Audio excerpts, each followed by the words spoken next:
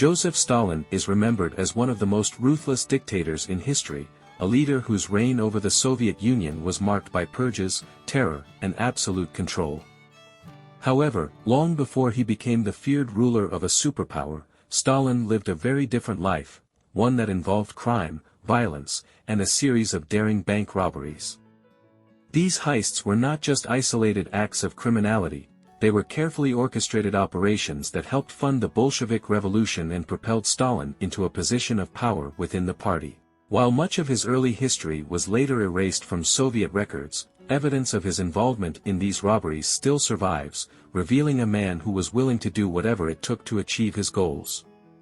Stalin, born Ioseb Vissarionis Dzhugashvili in 1878 in Gori, Georgia, grew up in a poor household and experienced a difficult childhood. Despite attending a seminary, he was drawn to radical politics and became involved with Marxist revolutionary movements in the early 1900s. At that time, the Russian Empire was plagued by unrest, and Lenin's Bolsheviks were struggling to fund their revolutionary activities.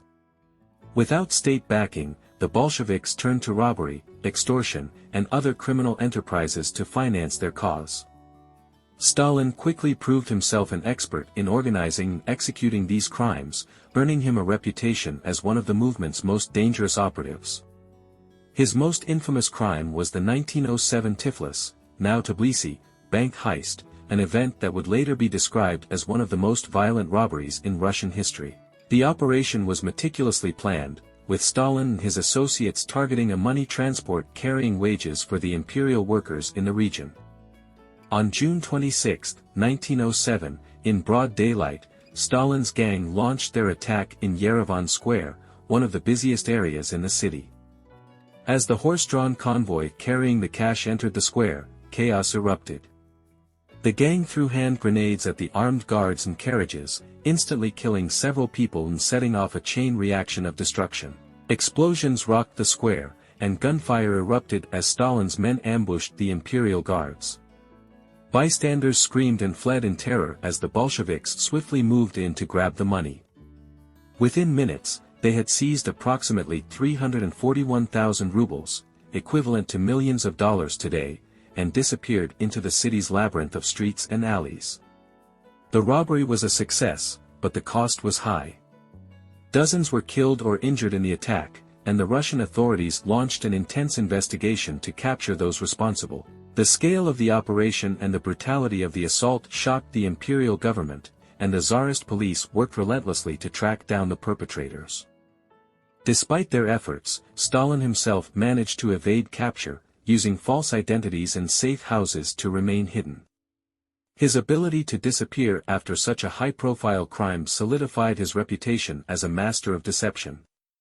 Though some Bolsheviks were uneasy about using violent criminal methods to fund their activities, Lenin saw the practicality of it. He knew that the revolution needed money, and Stalin's robberies provided a significant financial boost. While intellectuals debated ideology, Stalin was out in the streets securing the funds necessary to sustain the movement. This pragmatic and ruthless approach to power became a defining characteristic of his leadership style in later years. The Tiflis bank robbery was not an isolated incident. Stalin was involved in multiple heists across the Russian Empire, each carefully planned to extract the maximum amount of money with brutal efficiency. He recruited a network of criminals and revolutionaries who were willing to use force to achieve their aims. Some of his associates viewed him as reckless and dangerous, while others saw him as a brilliant tactician. His ability to command loyalty through intimidation and cunning became one of his greatest assets. Stalin's criminal activities extended beyond robbery. He was also involved in extortion, blackmail, and smuggling, all of which contributed to the Bolsheviks' financial war chest. He understood the value of fear and control, traits that he would later use to dominate the Soviet Union.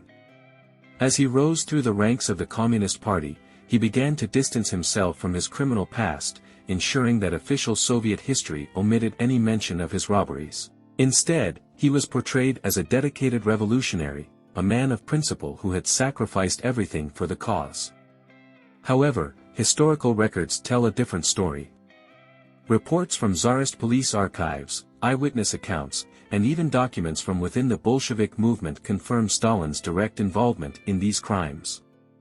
While Lenin and Trotsky engaged in ideological battles, Stalin operated in the shadows, building a network of loyalists who respected his ability to get things done, no matter the cost. Stalin's bank robberies were more than just acts of theft, they were a demonstration of his willingness to break laws, use violence, and manipulate people to achieve his objectives. The same mindset that allowed him to orchestrate these heists would later define his rule over the Soviet Union. When he became leader, he applied the same principles of ruthless efficiency, deception, and absolute control, resulting in mass purges, forced labor camps, and widespread political repression. Despite efforts to rewrite history, Stalin's criminal past remains a crucial part of understanding the man he became. His path to power was not built on ideology alone, but on money stolen in broad daylight, on blood spilled in the streets, and on a ruthless determination to seize control at any cost. The bank robberies that once funded the revolution eventually paved the way for one of the most oppressive regimes in modern history. Had Stalin been captured in his youth, his story might have ended as that of a common criminal rather than a world leader. Instead, he survived, climbed the ranks, and transformed from a bank robber into a dictator whose actions would shape the 20th century. The echoes of his early crimes remained throughout his rule, whether in the brutal purges, the fear-driven politics, or the relentless pursuit of absolute power. The story of Stalin's bank heists is not just a tale of crime, it is the dark prologue to one of history's most infamous reigns.